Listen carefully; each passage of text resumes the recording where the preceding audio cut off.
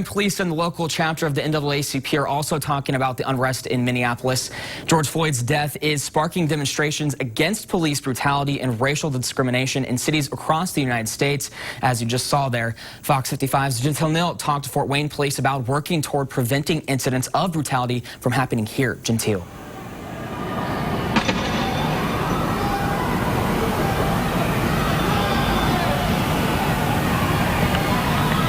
Hunter, I sat down with Captain Mitchell McKinney earlier today to talk about what's going on in Minneapolis, and he says it's unfortunate what is happening there. Take a look. Fort Wayne Police Captain Mitchell McKinney says what's happening in Minneapolis is not the case here in Fort Wayne.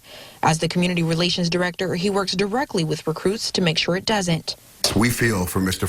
Floyd's family as well, because any death that comes across is painful for us as well. What's really painful is to see what's happening to folks out there in Minneapolis, and we always want to make sure that doesn't happen in any community, especially our own. One of the things McKinney says is beneficial is teaching the recruits to look at things as a community member first. One prime example, we had a gentleman who was in a traffic stop, and he felt he was wronged. He didn't know why so many officers were around him, and he had a younger person in his car, and he felt, you know what, it traumatized him. Instead of making a huge deal out of it, he called the sergeant. Then the sergeant called McKinney. McKinney says all three of them sat down and had a conversation over coffee, which he says is unheard of.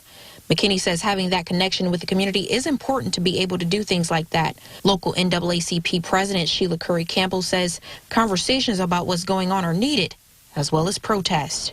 We want everybody to be able to vocalize and say what it is that they feel, but we want people to understand that we're trying to wrap around one common issue right now, and that is brutality that's happened to one of our brothers that's not too far from here.